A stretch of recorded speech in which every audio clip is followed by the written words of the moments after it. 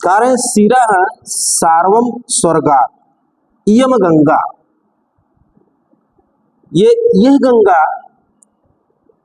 शिरः सार्वम स्वर्गात्, स्वर्गात् सार्वम शिरः, स्वर्गात् का अर्थ है स्वर्ग से, सार्वम का अर्थ है भगवान शिव के, शिरः का अर्थ है सिर पर। स्वर्गात् में पंचमी विभक्ति है, अलगाव के अर्थ में है। यह गंगा स्वर्ग से भगवान शिव के सिर पर आए और कार्य पशुपति शिरस्तः क्षितिधरम, पशुपति शिरस्तः, और फिर यम गंगा, यह गंगा पशुपति शिरस्तः, भगवान शिव के सिर पे, पशुपति किम, पशुपति पशु नाम पति, पशुपति भगवान शिव को कहा जाता है, भगवान शिव का एक नाम है, पर्याय है। तो कह रहे कि पशुपति शिरस्तः, और भगवान शिव के सिर से यह क्षितिधरम, क्षितिधरम का अर्थ है क्षितिधरम, क्षितिधर यानी पर्वत, क्षितिधरम पर्वत का पर्याय है, पर्वत पर। तो कह रहे कि शिरः सार्वम स्वर्गात् पशुपति शिरस्तः क्षितिधरम महिद्रात् उत्तुंगात् अवनिम अवनेश्चाप जलधिम अधो अधो गंगेयम पदम उपगता स्तूकम अथवा विवेक भ्रष्टानाम भवत विनिपाता सतमुखम। पशुपति शिरस्ता का अर्थ हो गया फिर पशुपत के सिर से, यानी भगवान शिव के सिर से क्षितिधरम, क्षितिधरम का अर्थ है पर्वत पर, यानी हिमालय आदि पर्वत पर। फिर कह रहे कि महिद्रात उत्तुंगात, उत्तुंगात का अर्थ है ऊंचे, उत्तुंग, उत्तुंग का अर्थ हो गया ऊंचे, महिधरात का अर्थ है पर्वत से, महिधरा का अर्थ भी पर्वत होता है, अलगाव के अर्थ में पंचमी है। तो उत्तुंगात महिधरात, और ऊंचे पर्वत से अवनिम, फिर कहाँ आई अवनिम, अवनि का अर्थ होता है धरती पर। फिर देखिए भगवान शिव के पहले तो स्वर्ग से भगवान शिव के सिर पर, उनके सिर से ऊंचे पर्वत पर, यानी हिमालय, हिमालय पर्वत पर, ऊंचे उत्तुंग पर्वत पर। फिर कह रहे कि महिद्रात उत्तुंगात, उत्तुंगात महिद्रात, ऊंचे पर्वत से। फिर अवनिम, अवनि का अर्थ होता है पृथ्वी, इस धरा पर, इस पृथ्वी पर। फिर कह रहे कि अवनेश चाप, च और अवने, और फिर उस पृथ्वी से अप भी, कहाँ और नीचे चली गई, जलधि, जलधि का अर्थ है समुद्र। वह गंगा फिर इस पृथ्वी से भी बहती हुई कहाँ चली गई, जलधि का अर्थ है समुद्र में। कह रहे हैं कि अस्तोकम अथवा थोड़ा थोड़ा, थोड़ा थोड़ा क्षुद्र, अस्तोक का अर्थ थोड़ा, यानी थोड़ा नीचे नीचे होते होते कह रहे हैं कि जलधि, ये जो है जलधि को चली गई, सागर को चली गई। कह रहे हैं कि विवेक इस भ्रष्टा नाम, इसीलिए कहा गया कि विवेक भ्रष्टा नाम, विवेक भ्रष्टा नाम, जिस जो विवेक से भ्रष्ट होता है, विवेक से भ्रष्ट लोगों का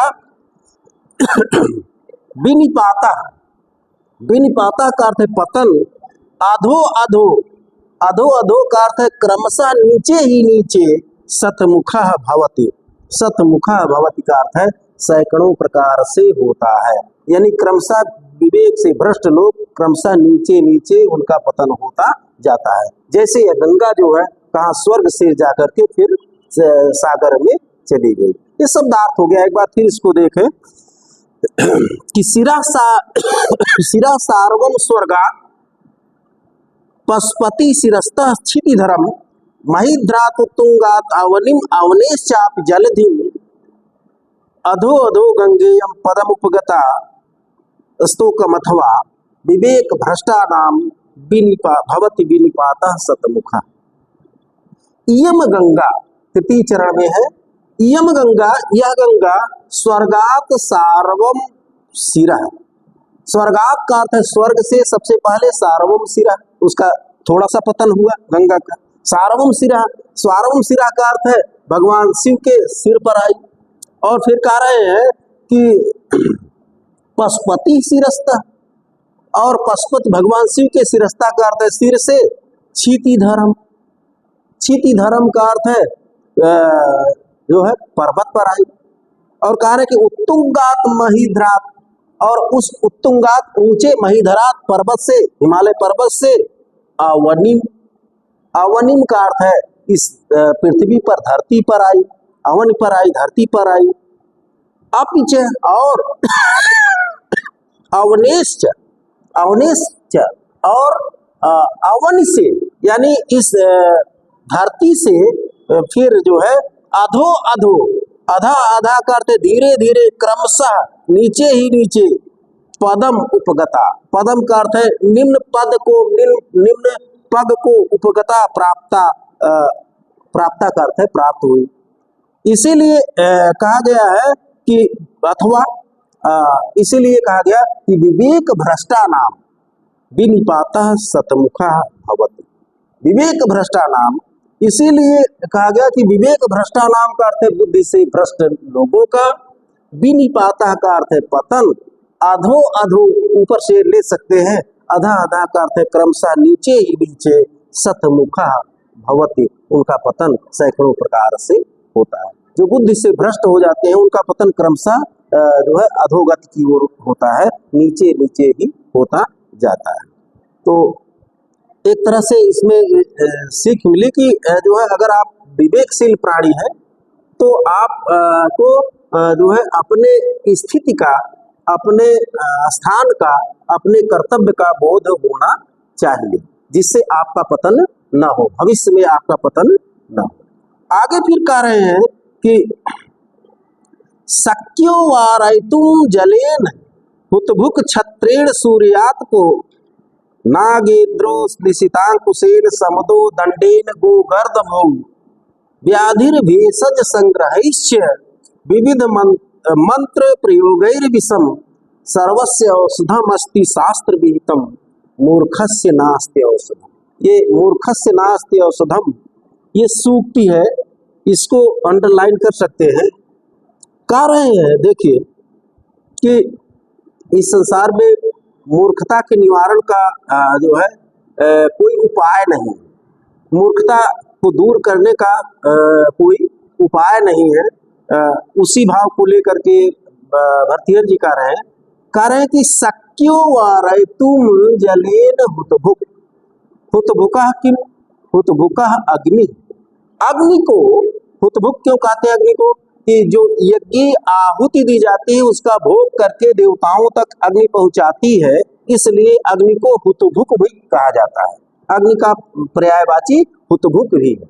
तो कह रहे हैं कि हुतभुक, हुतभुक का अर्थ हो गया अग्नि को जलेन वारयितुं शक्यः, जलेन का अर्थ है जल से, वारयितुं शक्यः का अर्थ है नियंत्रयितुं शक्यः का अर्थ है समर्थ हुआ जा सकता है।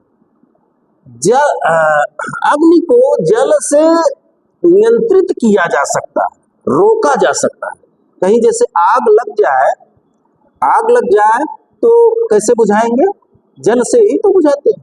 तो कह रहे हैं कि अग्नि को हुतभुक जलेन वारयितुं शक्यः, अग्नि को जल से वारयितुं नियंत्रयितुं रोका, नियंत्रित कर किया, शक्य किया जा सकता है, समर्थ हुआ जा सकता है, जल से रोकने में समर्थ हुआ जा सकता है। फिर कह रहे हैं कि छत्रेण सूर्यातपो, और यानी कि अग्नि को जल से रोका जा सकता है, उसको नियंत्रित किया जा सकता है। फिर आगे कह रहे हैं कि छत्रेण सूर्यातपः वारयितुं शक्यः, सब में जुड़ा हुआ है।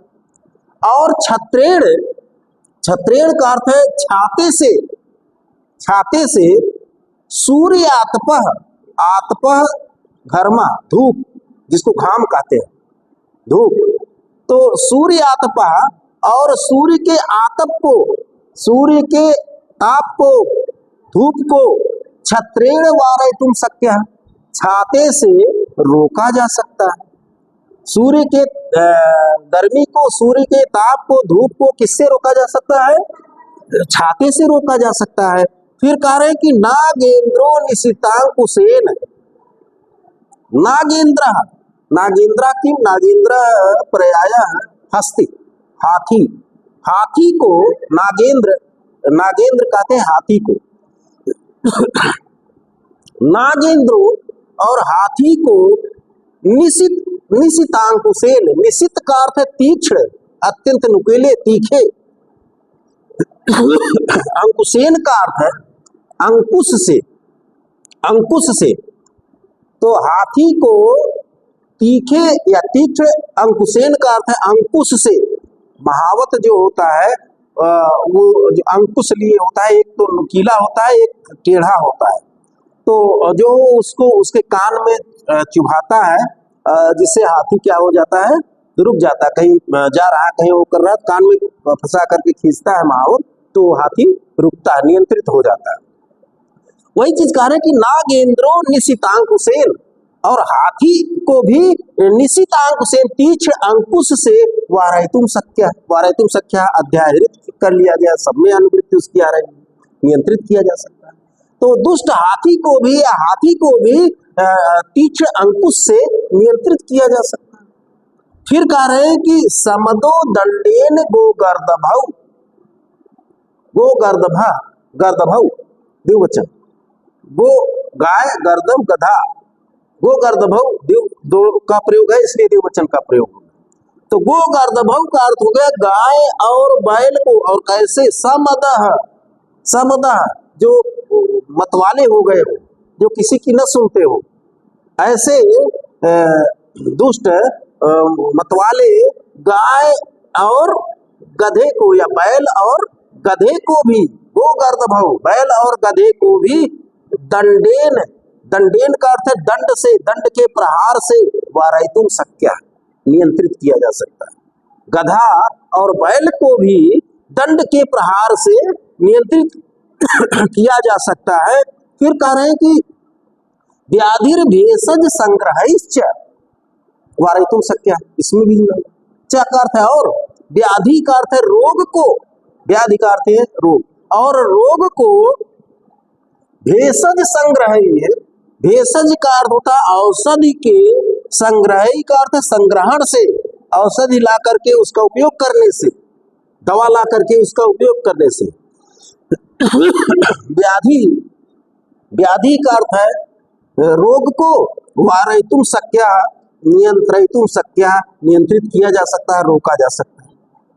तो रोग को औषधियों के संग्रह और प्रयोग से क्या किया जा सकता है, रोका जा सकता है, रोग को रोका जा सकता है। और कह रहे हैं कि विविध मंत्र प्रयोग विषम वारयितुम शक्य, इसमें विविध मंत्र प्रयोग, अनेक मंत्रों के प्रयोग से जो महाविष है, वो महामंत्र से उसका भी विनाश किया जा सकता है। तो विविध मंत्र प्रयोग है, अनेकों मंत्रों के प्रयोग से विषम, विष को भी, महामंत्र के प्रयोग से सर्प आदि के विष को भी वारयितुम शक्य नियंत्रितुम शक्य नियंत्रित किया जा सकता है, रोका जा सकता है। अब कह रहे हैं कि सर्वस्य औषधम अस्ति शास्त्र विहितम, कह रहे हैं कि शास्त्र विहितम, शास्त्र में विहित बताया गया है, उल्लिखितम, शास्त्र विहितम, शास्त्र उल्लिखितम, शास्त्र में उल्लेख किया गया है, बताया गया है, सर्वस्य औषधम, सर्वस्य औषधम अस्ति विहितम, सर्वस्य औषधम, सभी इन रोगों का, सभी इन विघ्नों का शास्त्र विहितम औषधम अस्ति, शास्त्र में उल्लिखित औषधि है, इन सभी का जो है शास्त्र में विहित औषधि है, शास्त्र में बताई गई औषधि है। कह रहे हैं कि मूर्खस्य नास्ति औषधम, लेकिन मूर्खस्य, मूर्ख व्यक्ति के लिए, मूर्ख व्यक्ति के लिए नास्ति औषधम, कोई दवा नहीं है, कोई औषधि नहीं है। मूर्ख की मूर्खता को दूर करने के लिए कोई दवा नहीं है, जो मूर्ख है उसकी मूर्खता को दूर करने के लिए कोई दवा नहीं। तो एक बार फिर इसको देखते हैं, अभी शब्दार्थ देखा गया, हुतभुक जलेन वारयितुम शक्य, हुतभुक जलेन वारयितुम शक्य, हुतभुक का अर्थ हो गया अग्नि को, जलेन का अर्थ है जल के द्वारा, वारयितुम शक्य का अर्थ है रोका जा सकता है, नियंत्रित किया जा सकता है। सूर्यात को छत्रेण वारयितुम शक्य, और सूर्य की गर्मी को, छत्रेण का अर्थ है छाते आदि से, धूप को छाते आदि से नियंत्रित किया जा सकता है। नागेंद्रो निशितांकुशेन, और दुष्ट हाथी को या हाथी को तीक्ष्ण अंकुश से वारेतु शक्य कोष्ठक में लिख सकते हैं, नियंत्रित किया जा सकता है। और समदो दंडेन गोगर्द बहु, मतवाले बैल और गधे को दंडेन का अर्थ है दंड के प्रहार से अथवा डंडे से वारेतु शक्य या नियंत्रित किया जा सकता है, कोष्ठक में लिख सकते हैं। फिर कह रहे हैं कि व्याधिर भेषज संग्रहिष्य, और व्याधि को रोग को भेषज संग्रही भेषज संग्रही, भेषज का अर्थ हो गया औषधि के, संग्रही का अर्थ है संग्रहण से, कोष्ठक में लिख सकते हैं, नियंत्रित किया जा सकता है। विविध मंत्र प्रयोग विषम, और सर्प आदि के विष को भी विविध मंत्र प्रयोग अनेकों मंत्रों के प्रयोग से वारेतु शक्य नियंत्रित किया जा सकता है। इस प्रकार कह रहे हैं कि सर्वस्य औषधम अस्ति शास्त्र विहितम, सर्वस्य औषधम, इन सभी की औषधम अस्ति शास्त्र विहितम, औषधि है, दवा है, शास्त्र विहितम, शास्त्र में उल्लिखित। इन समस्त व्याधियों की शास्त्र में उल्लिखित औषधि है। कारण कि मूर्खस्य नास्ति औषधम, किंतु मूर्ख की कोई औषधि नहीं। आगे फिर कह रहे हैं कि साहित्य संगीत कला विहीन, साक्षात पशु पुक्ष विषाणहीन, तृणम न खादन न पि जीव मानस, तद भाग देयम परमम पशु नाम। ये श्लोक बड़ा प्रसिद्ध है, जो है हो सकता है आपने पहले सुना भी हो। कारण कि साहित्य संगीत कला विहीना, साहित्य संगीत कला विहीना, साक्षात पशु पुक्ष विषाणहीना, तृणम न खादन न पि जीव मानस, तद भाग देयम परमम पशु नाम। साहित्य संगीत कला विहीना, साहित्य, साहित्य से, संगीत और संगीत से। साहित्य क्या है? हितेन सहितः साहित्यम, जो ऐसा जो है ऐसी कृति, ऐसा काव्य, ऐसा साहित्य, ऐसा जो है लेख या कवि कृति जो लोगों के हित के लिए, कल्याण के लिए, उसको साहित्य कहते हैं। हितेन सहितः साहित्य। करें कि और संगीत, संगीत क्या है? संगीत में तीन चीजें आती हैं, नृत्य, गीत और वाद्य। नृत्य, गीत, वाद्य, इन तीनों को मिला करके संगीत कहा जाता है। तो कह रहे हैं कि साहित्य संगीत कला विहीना, मनुष्य के लिए कह रहे हैं कि जो साहित्य से भी, संगीत से भी और कला विहीना, और कलाओं से विहीना का अर्थ है रहित है, शून्य, यानी ना तो जिसमें साहित्य के प्रति अनुराग है या उसकी समझ है, और ना तो जिसको संगीत की समझ है, नृत्य, गीत, वाद्य आदि की का ज्ञान है। और कह रहे हैं कि कला विहीना, जो 64 कलाएं गिनाई गई हैं भारतीय जो है शास्त्रों में, 64 कला, 64 कलाएं गिनाई गई हैं, जिसमें जो है चाहे वो नीति की बात हो, नीति की बात कला है, धर्म की बात कला है, जो साहित्य आदि, साहित्य शास्त्र कला है, नाट्य एक कला है। तो इस तरह से 64 कलाएं बताई गई। तो कह रहे हैं कि साहित्य संगीत कला विहीन, साहित्य संगीत और कला से रहित यानी शून्य व्यक्ति साक्षात पशु, ऐसा मनुष्य जो है, साक्षात का अर्थ है प्रत्यक्षता, पशु का अर्थ है पशु के समान है। और कैसे पशु?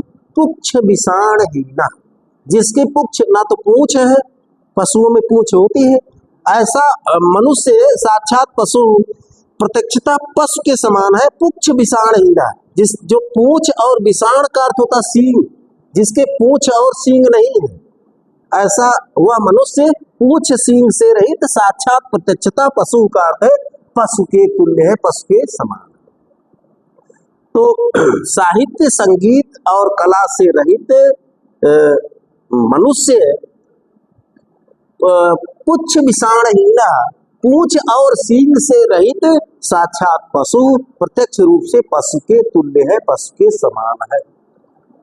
और फिर अगले चरण में कह रहे हैं कि तृणम न खादन नपि जीवमाना, और उस पर भी क्योंकि पशु होगा तो वो क्या खाएगा, घास खाएगा, तृण खाएगा।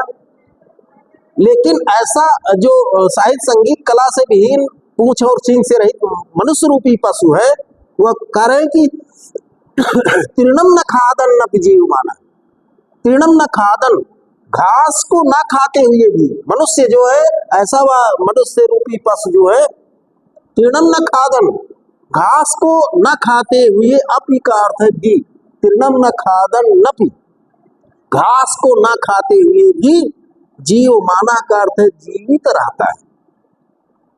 और उसका यह घास को न खा करके जीवित रहना, तद उसका उस साक्षात उस साहित्य संगीत कला से विहीन उस साक्षात मनुष्य का जो है इस तरह से जीवित रहना, तद भागधेयम परमम पशुनाम, उसका यह कृत्य पशुनाम, पशुनाम का अर्थ है पशुओं के लिए, परमम भागधेयम, परमम भागधेयम का अर्थ है अत्यंत सौभाग्य की बात है।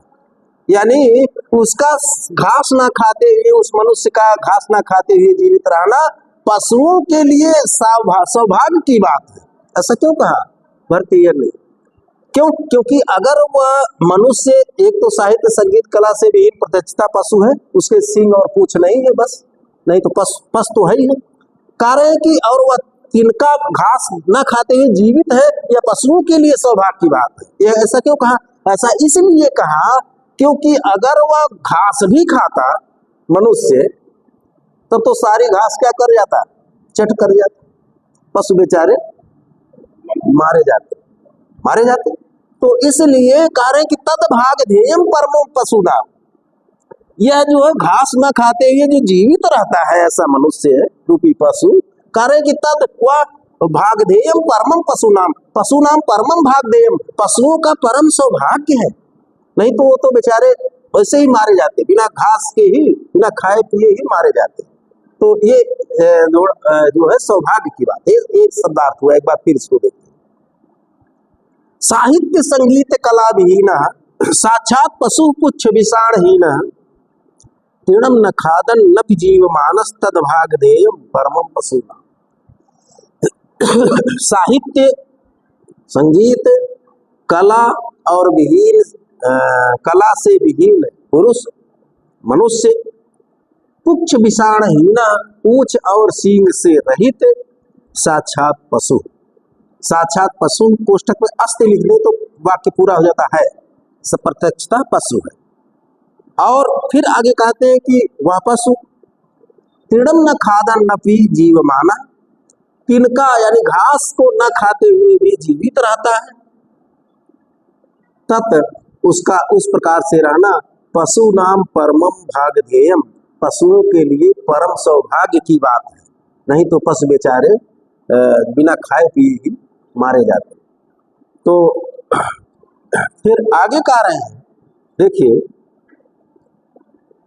इसीलिए कहा जाता है कि मनुष्य को मनुष्य बनने के लिए या तो चतुष्षष्टि कलाओं में से कोई कला हो, और या साहित्य संगीत, साहित्य हो, साहित्य का ज्ञाता हो, संगीत का ज्ञाता हो, अथवा जो है चतुष्षष्टि कलाओं का ज्ञाता हो, या उसमें से कोई एक कला जरूर जानता हो। नहीं तो अगर ऐसा नहीं है तो कहा कि प्रत्यक्षता पशु के तुल्य है, और वह ऐसा पशु जो तिनका घास नहीं खाता है, अगर वो घास ही खाता तो पशु बेचारे बेमौत मारे जाते। तो इसी तरह से एक जो है और भी कथन आता है कि काव्य शास्त्र विनोदेन कालो गच्छति धीमताम व्यसनेन च मूर्खाणाम निद्रया कलहेन च। कहा गया कि काव्य शास्त्र विनोदेन कालो गच्छति धीमताम, काव्य शास्त्र के आनंद में यानी आमोद प्रमोद में काव्य शास्त्र पढ़ने पर, उस पर चिंतन करने पर, उस पर वार्ता करने पर, धीमताम का अर्थ है बुद्धिमानों का काला गच्छति, समय व्यतीत होता है। जो बुद्धिमान लोग होते हैं वो काव्य शास्त्र में जो विनोद करते हैं, आनंद कर बनाते हैं, उसको पढ़ करके उसका रसास्वाद करते हैं। लेकिन कार्य कि मूर्खाणाम, और मूर्खों का काल कैसे होता है? व्यसनेन। व्यसनेन का अर्थ है व्यसन में, दुर्व्यसन में। ये दुर्व्यसन क्या है? मद्यपान करना, जुआ खेलना, स्त्री रतियात, इनमें जो है जो मूर्ख लोग होते हैं उनका दुर्व्यसनों में समय जाता है। निद्रिया अथवा सोने में मूर्खों का समय व्यतीत होता है। कलहेन च अथवा झगड़ा आदि करने में मूर्खों का समय व्यतीत होता है।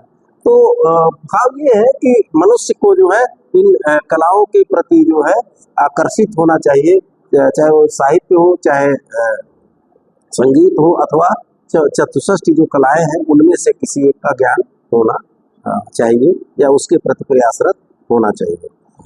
आगे फिर कह रहे हैं, देखिए, एसाम न विद्या न तपो न दानम ज्ञानम न शीलम न गुणो न धर्मः ते मर्ते लोके भूवि भार भूता मनुष्य रूपेण मृगाश्चरन्। कह रहे हैं कि एसाम न विद्या न तपो न दानम ज्ञानम न शीलम न गुणो न धर्मः ते मर्ते लोके भूवि भार भूता मनुष्य रूपेण मृगाश्चरन्। मूर्ख मनुष्यों के पशुत्व का, यानी उनके पशुत्व का फिर आगे विशद विवेचन करते हुए उसी को आगे बढ़ाते हुए भर्तृहरि जी कह रहे हैं कि एसाम, एसाम जिनमें, एसाम मनुष्याणाम, जिन मनुष्यों में, नराम वा, जिन नरों में, जिन मनुष्यों में न विद्या कोई विद्या नहीं, जिन मनुष्यों में कोई विद्या नहीं, न तपो, न तो कोई तपश्चर्या, न तो कोई तपश्चर्या है, चाहे वो विद्या के लिए तपश्चर्या हो, चाहे वो आध्यात्म के लिए तपश्चर्या हो, चाहे मोक्ष के लिए तपश्चर्या हो, इस तरह न तो कोई तपश्चर्या है, न तो कोई तप है। न दानम, न तो कोई दान है। दान का अर्थ है कि जो है कोई त्याग भावना नहीं है, त्याग भावना का भाव है। न ज्ञानम, न तो किसी प्रकार का ज्ञान है, यानी जिन मनुष्य में ना तो कोई विद्या है, ना तो तपश्चर्या है, ना तो दान, उचित दान है, त्याग है, न ज्ञानम न शीलम, न तो कोई ज्ञान है, न तो शील है, ब्राह्मणता आदि जो है शील, दया आदि जो शील के अंतर्गत आते हैं। न शीलम न गुणो, न तो कोई गुण है, न तो कोई गुण है, न धर्म, और न तो धार्मिक वृत्ति ही है। तो कार्य कि एसाम जिन मनुष्य में न विद्या, न तो विद्या है, न तपो, न तपश्चर्या है, न दानम, न तो कोई त्याग है अथवा दान है, न ज्ञानम न शीलम न गुणो न धर्म, न तो कोई ज्ञान है, न तो दया आदि शील है, न तो कोई गुण है, न तो उसमें धार्मिक की वृत्ति है। ते ऐसे मनुष्य, जिन मनुष्यों में ये सारी चीजें नहीं है, कार्य ते वे ऐसे, वे नर ऐसे वे मनुष्य मर्त्य लोके का अर्थ इस मृत्यु लोक में, ये मर्त्यलोक है, ये नाशवान लोक है ना, मर्त्यलोक है, इसमें जो है सब नश्वर है। तो कार्य कि ते ऐसे वे मनुष्य मर्त्यलोके, अस्मिन मर्त्यलोके, इस मर्त्यलोक में, इस ये मर्त्यलोक ही तो है संसार, सब नश्वर है, जो पैदा हुए उनका मरना निश्चित है।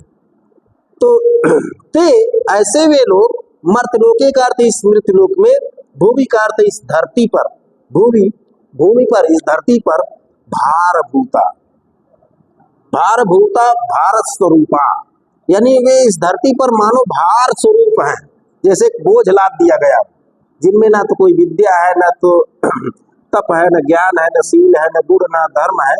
वे इस ते मर्त्यलोके, वे इस पृथ्वी पर, मर्त्यलोक पर, भूमि इस पृथ्वी पर भारभूता मानो भार स्वरूप है। और मनुष्य रूपेण, वे मनुष्य के रूप में है तो मनुष्य रूपेण, वे मनुष्य के रूप में मृगाश्चरन्, मृगा का अर्थ पशुआ, यहाँ मृग का अर्थ है पशु से, पशुओं की भांति मृगाश्चरन्। मृग शब्द जो है वेद में सिंह के अर्थ में आया, लेकिन बाद में हरिण के अर्थ में हो गया, लेकिन सामान्यतः यहाँ मृगास तात्पर्य जो है पशु से है। तो कह रहे कि मृगास चरंती, ये पशुओं की भांति चरंती विचरंती इस धरती पर घूमते रहते हैं। जैसे पशु घूमते रहते हैं ऐसे भी मनुष्य भी जो है इस धरती पर विचरण करते रहते हैं। जैसे पशु चरते रहते हैं वो भी विचरते रहते हैं, विचरण करते रहते हैं। तो ऐसाम न विद्या न तपो न दानम ज्ञानम न शीलम न गुणो न धर्मा ते मर्त लोके भूमि भार भूता मनुष्य रूपेण मृगाश्चर। जिन मनुष्यों में न तो कोई विद्या है या उचित विद्या है, न तपश्चर्या है, न त्याग अथवा दान है, न ज्ञान है, न शील है, दया आदि शील है, न गुण है, न धर्म है, ऐसे वे मनुष्य इस मर्त्यलोक में पृथ्वी पर भारत स्वरूप हैं और पशुओं की भांति विचरण करते रहते हैं। मनुष्य के रूप में पशुओं की भांति घूमते रहते हैं या विचरण करते रहते हैं। आगे फिर कह रहे हैं कि वरम पर्वत दुर्गेश भ्रांतम वन चरई स ना मूर्ख जन संपर्क सुरेंद्र भवनेश। देखिए भी मूर्ख प्रकरण ही चल रहा है।